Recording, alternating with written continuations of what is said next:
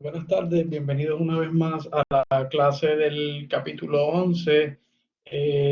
Voy a compartir la pantalla para mostrarle o volverle a resumir en arroz y habichuela eh, todo esto de propiedades molares parciales, ¿verdad? Porque luce un poco abstracto el tema, así que voy a tratar de explicarlo de la manera más sencilla con un ejemplo bien simple. ¿Está bien? Así que voy a compartir la pantalla eh,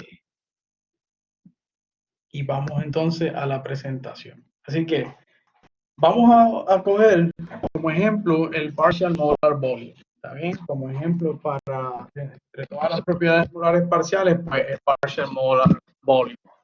Así que, por ejemplo, si nosotros tenemos un mol de agua, sabemos que un mol de agua equivale a 18 gramos y si la densidad es 1, así que son 18 mililitros. ¿Está bien? Eso es el agua pura. Así que si nosotros adicionamos un mol de agua pura a una gran cantidad de agua, el volumen va a incrementar en 18 mililitros. ¿Está bien? Así que el molar volume of the pure water es 18 mililitros por una mol, como lo conocemos. Pero ¿qué pasa si entonces nosotros adicionamos una mol de agua, pero ahora una gran cantidad de etanol, una cantidad grandísima de etanol? Vemos que el volumen va a aumentar, pero ahora no en 18 mililitros, sino en 14 mililitros. ¿Está bien? Entonces, la pregunta es ¿por qué? Porque cuando estaba pura, pues mostró un volumen más grande. Sin embargo, cuando está rodeada de etanol, entonces presenta un volumen que es 4 mililitros, ocupa un volumen que es 4 mililitros menor. ¿Está bien? Porque estoy agregando un mol y un mol. Así que la explicación prácticamente es que nosotros sabemos que los puentes de hidrógeno que se forman, que aquí vemos ejemplos de esos puentes de hidrógeno que forman esa red, esa estructura que le da esa morfología al agua. ¿Está bien? Eso en puentes de hidrógeno mantienen las moléculas de agua aparte a esa distancia, por eso forman una estructura específica y ocupan un volumen específico. Pero cuando el agua está rodeada por una gran cantidad de etanol, entonces esos puentes de hidrógeno no se forman. ¿Está bien? Porque hay moléculas de etanol que evitan que se formen esos puentes. Así que el agua ocupa menos volumen porque la distancia entre moléculas disminuye, así que ocupa menos volumen en la solución con etanol. En conclusión, las propiedades de un componente en la solución son afectadas por el environment, o sea, la presencia de otras moléculas a su alrededor. Y prácticamente eso es lo que trata de tener en cuenta el cálculo de una propiedad parcial,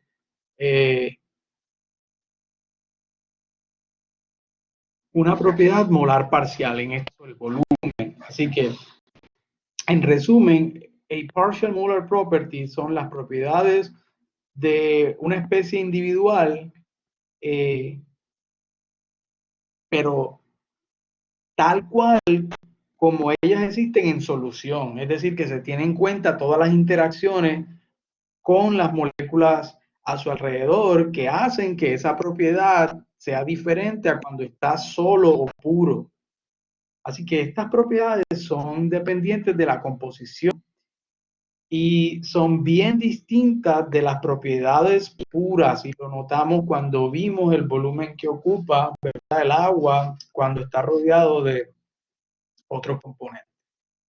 Vamos a otro ejemplo sencillo para seguir, ¿verdad?, dándole una mejor idea de lo que es partial molar volume. El partial, en este caso, o sea, seguimos con el partial molar volume, y como dijimos ya anteriormente, el partial molar properties se usan para mezclas y que indican la propiedad de un componente individual en esa mezcla. Estamos repitiéndolo varias veces porque quiero que quede claro. Inclusive si los componentes están mezclados a molecular level scale. ¿Está bien? Así que en este caso, un ejemplo bien sencillo, ¿verdad? Y bien aproximado para darte una idea del volumen de la mezcla por mol, o sea, el volumen específico. ¿De verdad? Es igual o sea, el volumen específico es igual a la fracción del componente 1,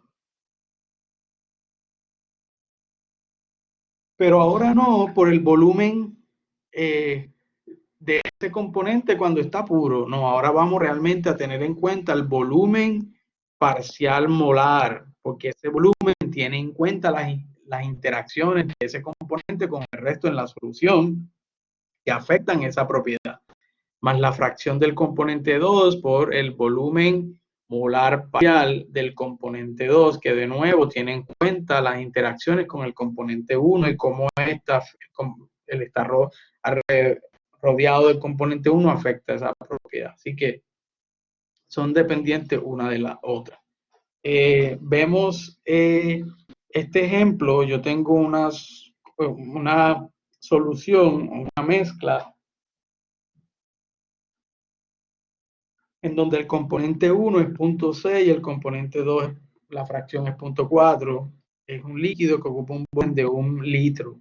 Cuando yo adiciono una pequeña cantidad del componente 1, en este caso 0.01 mol, entonces yo puedo considerar que prácticamente las composiciones sí sabemos que va a variar porque varía un poquito la cantidad, pero va a ser pues despreciable ese cambio en las fracciones. Sin embargo, cuando notamos en la práctica, nos damos cuenta que el volumen incrementó a 1.015 litros. Entonces, si yo voy a la definición de volumen molar parcial, partial molar volume del componente 1, es prácticamente la derivada de del volumen de la mezcla con respecto al número de moles del componente 1 cuando mantengo la temperatura, la presión y los moles del componente 2 constantes. Así que esta derivada se puede convertir en un diferencial si es pequeño ese diferencial, como en este caso, donde vemos que el cambio de volumen fue de 1.0015 a 1, 1.015 a 1, porque sería un delta de volumen, sobre un delta del número de moles del componente 1, que fue lo que adicioné, 0.001. Cuando hago esta operación, me doy cuenta que entonces el volumen, el partial molar volume del componente 1, en este caso, es 1.5 litros por mol. Así que esto mismo yo lo puedo aplicar a entalpía, energía interna, entropía, energía de Gibbs. Lo mismo en el caso de la entalpía o el partial molar enthalpy, prácticamente es la derivada, la parcial con respecto al cambio de número de moles de 1 cuando mantengo el resto de número de moles constante, la presión y la temperatura. Así que puedo hacer exactamente lo mismo que hice aquí para una mezcla binaria, pero para la entalpía. La entalpía de la mezcla va a ser igual a la fracción del componente 1 por la partial molar enthalpy del componente 1 más la fracción del componente 2 por el partial molar enthalpy del componente 2.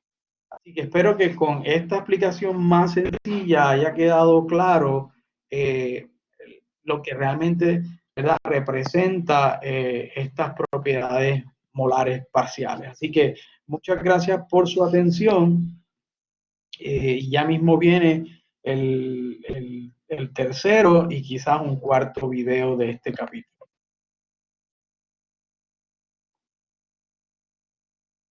Voy ahora a regresarme aquí. Voy a dejar de compartir la pantalla y entonces doy por finalizado este pequeño video. ¿Está bien? Así que siga en contacto que ya vienen más.